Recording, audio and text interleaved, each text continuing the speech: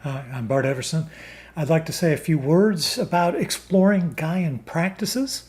This is not really authoritative because Gaians are really not authoritarian types. But hopefully, this is something that will help sketch out a framework that is helpful. First of all, what is a practice? A practice is really anything that we do repeatedly. Practices are a way of directing habit energy, as we might call it. We humans were creatures of habit, and that's the way our energy kind of flows into these patterns. And directing that in ways that are beneficial is one of the challenges to leading a decent life, I suppose. So we can also think of this, though, as a feedback loop. Our practice informs something else. Perhaps we could say it's the big game, or whatever, if you want to use a sports metaphor. You practice, practice, practice, and then you play the game. And then you practice again. Or maybe we could just call that life, or whatever. The practice informs life, and life informs the practice. Now, there are many beneficial practices. And broadly speaking, you could say that any beneficial practice performed by a Gaian might be considered a Gaian practice. However, there are some practices I feel are more clearly, more explicitly, more distinctively Gaian in nature. So we might revise our feedback loop a little bit to say that there's a feedback between the self, the small self, and the greater self, Gaia. In other words, between you as a small individual human being and Gaia as this greater being in whom we participate. So our practice informs our experience of Gaia, and our experience of Gaia informs our practice.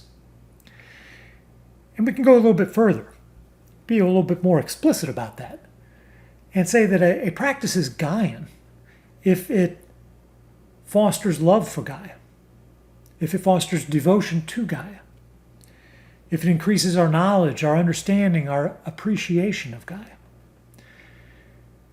if it helps us to identify with Gaia as a larger self, if a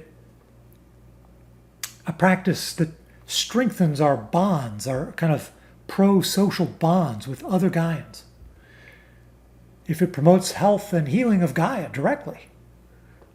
And you can kind of get the idea. You can extend what I'm saying here, and probably we could go on for a while.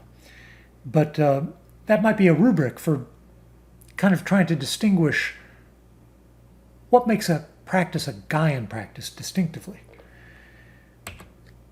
I also wanted to share a kind of sketch out a typology of practice, if you will. You might be familiar with this idea of a distinction between vita activa or activa, vita contemplativa. Even if you don't know Latin, you might discern that this means the active life and the contemplative life.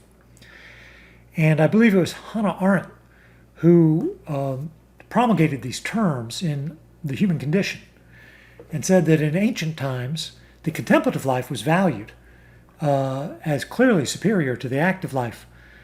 And Marx turned this on its head. Karl Marx said, no, the active life is what really matters.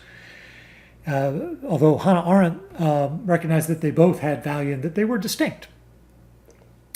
I'd like to, for our Gaian typology, to divide things up kind of along those lines and go a little further. Certainly, we do recognize contemplative practices.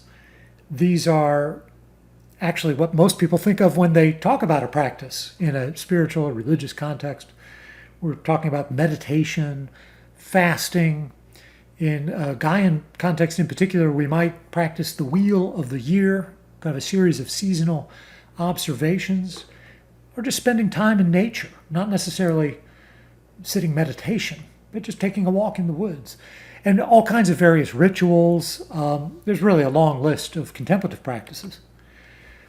But also, there are active practices.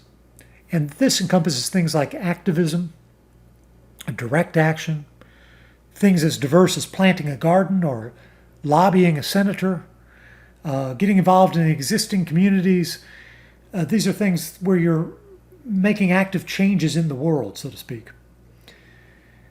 There's a couple other spheres or domains of practice that come to mind for me as well, in particular community practices, practices that build community, connecting with a broader Gaian community explicitly, cultivating local Gaian guilds, creating local resilience circles, and so forth. And also pedagogical practices, teaching and learning about Gaia, because many of us, and I'm first and foremost myself, are painfully ignorant of Gaian processes and Gaia theory. Ecological wisdom is sadly lacking in many dimensions of our lives, of our culture. So we need to learn, and we need to teach. Furthermore, we could mess up this nice little scheme that I've said we could think about, for example. Well, first of all, we need to recognize that it's not such a clean-cut distinction, that these different domains are not mutually exclusive. So many activities overlap into multiple domains, of course. And further, we might think about, for example, simple living practices. These are things like lessening one's footprint, whether it's food or material possessions, use of electricity, gasoline, consumption of media, and replacing these things with community. So clearly that has a community practice. There's an active element to it. There's a contemplative element to it. Maybe a pedagogical element as well. It cuts across multiple domains. We could also talk about preparatory practices. A lot of us are feeling like the current unsustainable civilization that we're living in is going to be facing some radical changes soon, whether we like it or not. So creating a basic reserve, cultivating skills, creating, again, a local resilience circle. Cuts across multiple domains. Anyway, this is by no means an exhaustive treatment of the idea of Gaian practices. I haven't even gotten into detailed discussion about specific practices that you could implement in your own life. Maybe you already are. But if you'd like to learn more, I'd encourage you to take a look at the website, Gaianism.org. Reach out, get involved, participate in a discussion that's probably coming up sometime soon.